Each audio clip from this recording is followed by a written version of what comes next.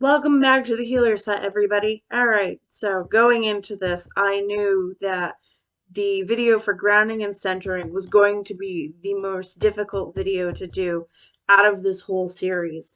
And that is simply because even though these tenets are fundamental to meditation and actually everyday life, there is no definition.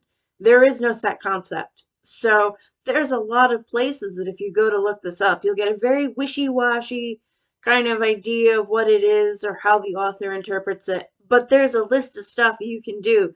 So it's essentially, we can't tell you what it is, but we can tell you how to do it. Which is kind of sort of helpful, kind of sort of not, especially if you're new to this and you just want to kind of have an idea or a concept of what do they mean. If you're familiar with meditation and this is old hat, then you're just probably hanging around waiting for me to get to the good stuff, which will happen, I promise. All right, so I actually do have a theory as to why it is so difficult to get definitions for these two concepts. And that is because I actually think it's that they are ingrained in everyday life. So we innately know what they are. You just may never have known what they were called.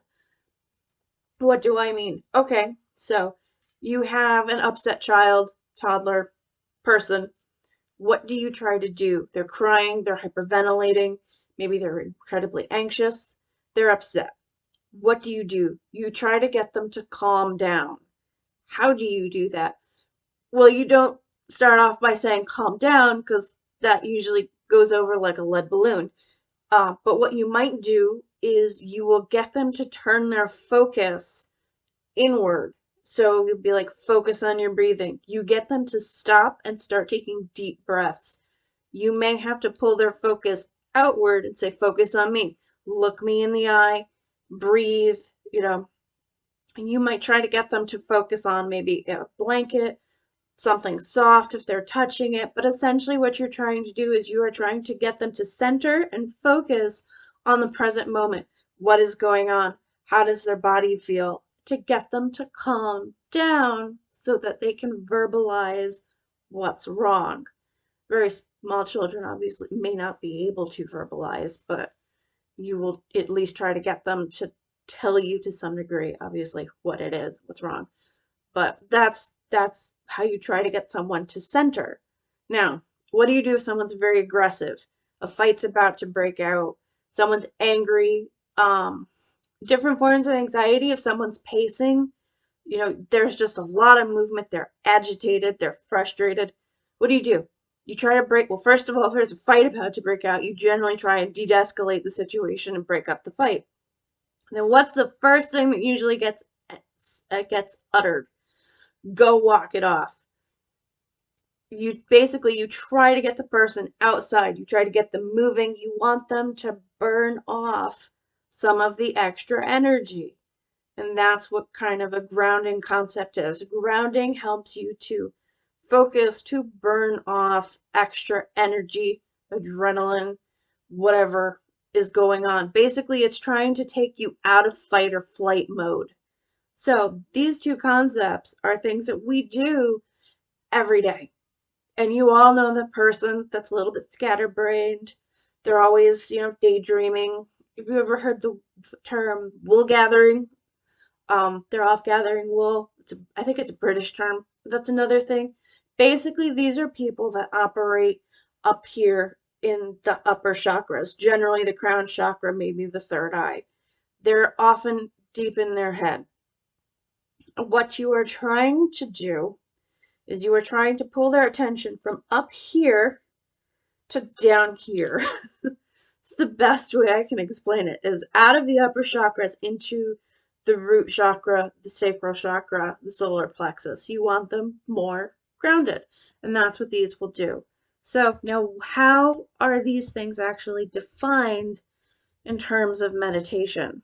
All right, so grounding.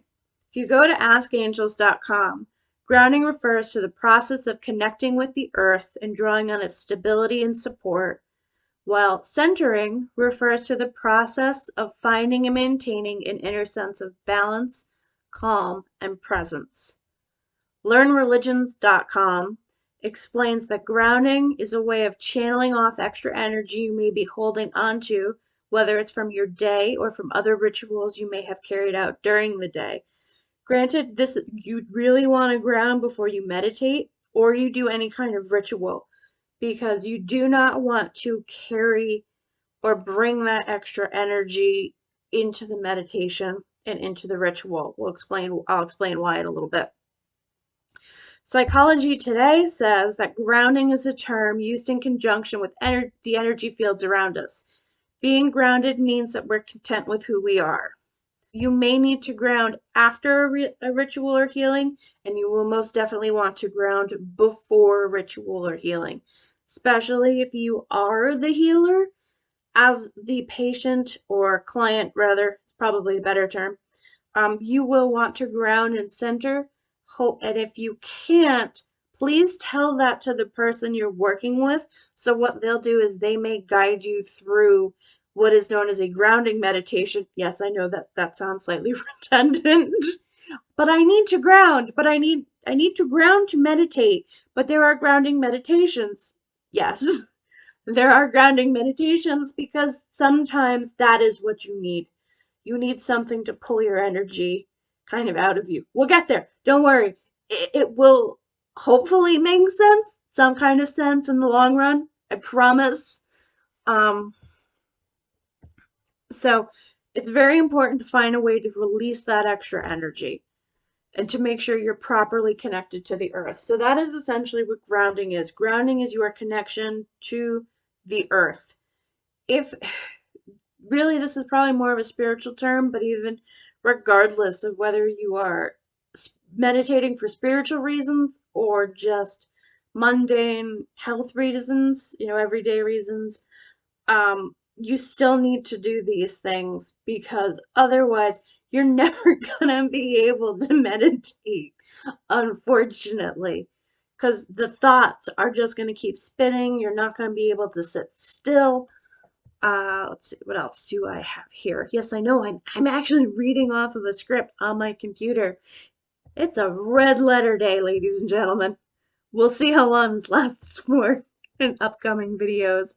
Um, so it's very important that you release any extra energy after your meditation or your ritual because you don't want to carry that with you because you may not realize you're doing it until you have to go to sleep and you're just completely jazzed up and don't fully understand why. So, becoming grounded is about getting rid of the excess energy in the body and allowing clean energy to come through.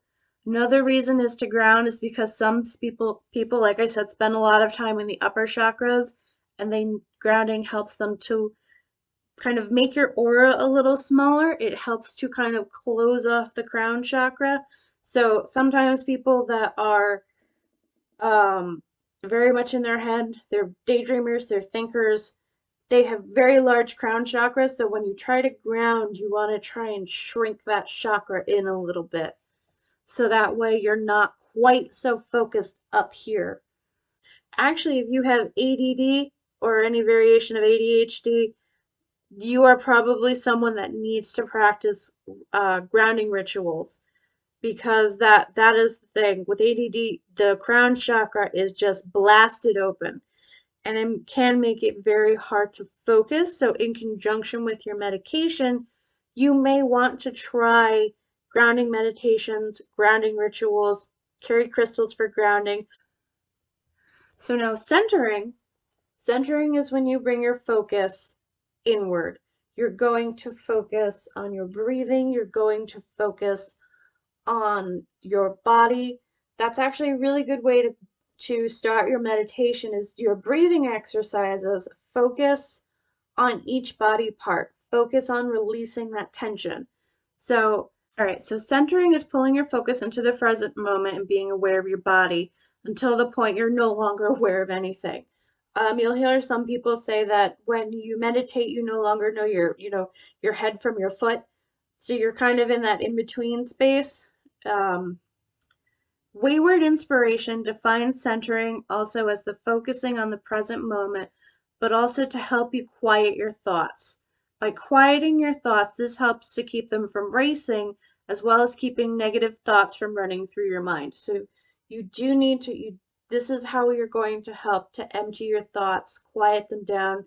So hopefully your thoughts aren't like the merry-go-round from hell and they're just spinning and spinning and spinning and you can't get them to quiet. We've all been there. It normally happens when you're trying to go to sleep at night and then everything from your day and then the past, 30 to 20, 10 to 30 years pops up and you think of everything that's ever gone wrong, why, how, when. Oh yeah. This will help with that. I promise. Um Psychology today defines centering as our mental and physical state of mind. It's the place we know we have to get back to when we're not feeling like ourselves. See, some of these are not, they're very kind of wishy-washy. They're not really clear. It's like, here's a vague idea, which is why I wanted to do this video, to give you a solid sense of what these things are. Even though you may innately know what they mean, now you can actually have terms and cohesive thoughts to explain what they are, should someone ask or just need clarification. So both grounding and centering will help you focus on the present moment. They will help you to release your day, the previous day, depending on when you meditate. So if you meditate in the morning, it will help you to kind of prepare yourself for the day and hopefully keep you from falling into thought patterns and whatnot that you had going on yesterday, to let those go so that way today is a better day. If you're meditating later in the day, then it's to help you to release what's going on in your present day, so you can let those things go. There is one more thing I did want to talk about with you, and that is grounding and centering meditations. Now, they are for times when you can't focus, you have stuff going on, and they are usually going to be guided meditations to help you on what you're doing. So basically, the point of a grounding and centering meditation is to help you to ground and to center. And while it does sound really redundant, no, it will actually help you. And sometimes it's kind of like by grounding you can heal. It's to help kind of put you into the moment, to release excess energy. Really, that's what it is you want to let go of whatever is making you kind of frantic or whatever is keeping you from grounding. That's really what you want. And sometimes for things that are just beyond your control, injuries, just events, you may not be grounding properly. So, happened to me, I twisted my knee a couple years ago, thought I was good, whatnot, found out that for whatever reason, my left foot was not connecting properly with the earth, so I wasn't grounding properly. And what happens is when you don't ground properly, you can actually kind of just pick up stuff. It makes you more susceptible to everyone else's crap.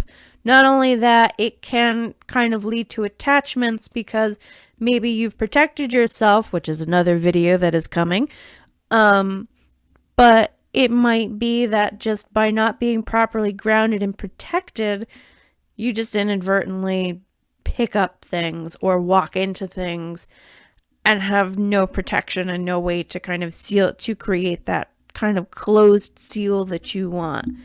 Which is another reason why you do want to ground, because you don't want to be susceptible to everyone else's emotions, whatever else everyone's giving off. If you are an intuitive or an empath, this is going to be imperative to do, because it's by grounding and centering, it then prepares you to properly set in place your protection.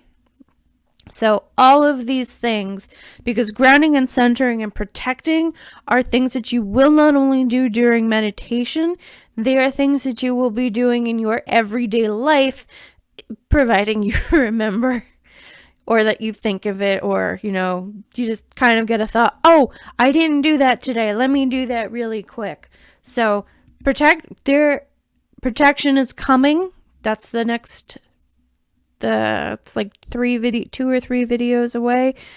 That one will be focused predominantly on protection during meditation, because as I've been preparing it, I have started to realize that in and of itself can be a whole series of videos, because there are so many different types of protection, different traditions for protection, different reasons to protect. But I will give you the most basic and readily used ones so that you will have protection not only when you meditate, but for your everyday use. So that's that. That is up and coming as well.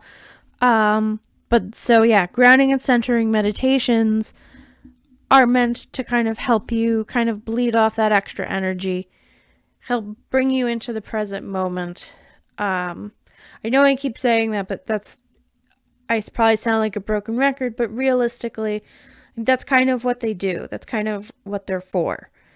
There is going to be, or I am going to try and write, it's an earth meditation for healing, it's a shamanic healing meditation, but you can technically also use it to ground.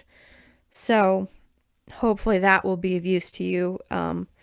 I just have to write it. It's based off a meditation I did during an introductory shaman class, and I remember the very vague basics, but I kind of do my own, I do my own thing. It has evolved as time has gone on, and I have done it, so I'll see how that goes and what I can come up with for you. But yeah. So, but those are things that you can look up online. I'm going to try and get some done for you.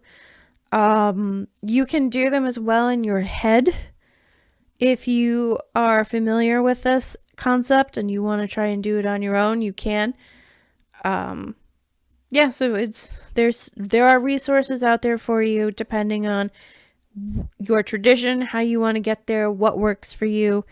That's what it is. This is why the two kind of are always lumped together, because one is about the energy that you're carrying and letting it go, and one is taking you from here to here, so that way you know what's going on around you and you can hopefully kind of get things done, or you can focus, soften your stance, let go of the other emotions, release negative thoughts, and kind of lose yourself in your meditation. That's why a lot of these things are kind of going back and forth, because not only are you going to do them while you're meditating, a lot of the times this will also come up just in everyday life, that you're like, I can't focus, feel really scattered, I don't know what's wrong. And that's kind of what it is you just want to take the time, take usually maybe 5-10 minutes, not even, and do some breathing exercises or do some grounding exercises, and you should be good.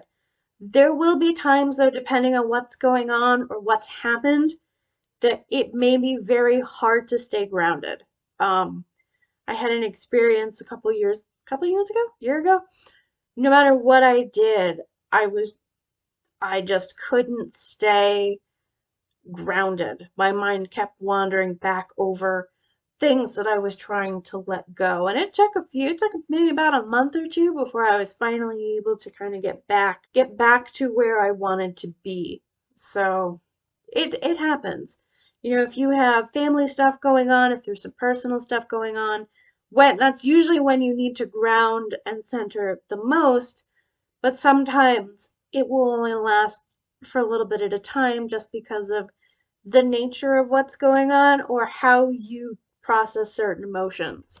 And it will vary from circumstance to circumstance. Um, you know, that's what the point of these videos are, is they are to give you tools to help yourself in those situations and to give you a wide enough variety so that you have stuff to go back to and reference in case, well, this didn't work. but maybe this will, or this works sometimes and this works other times, and I'm learning what works in different situations. So if I can give you those tools, then I have done what I have set out to do, and that makes me very happy. Um, I think that is all we have for you. All I have for you today, because the rest of this is actually tips on how to ground and center, and I do want to put that separate for you. So if you have any questions or if you have any comments, please leave them in the comment section. I will do my best to get back to you. If you are enjoying the content, please like and subscribe. It would make me very happy and let me know that this video or these videos are getting the reach that I hope they are. And I do hope that this finds you when you need it the most. So for now, until we meet again, my friends, I wish you the very best. Take care. Bye.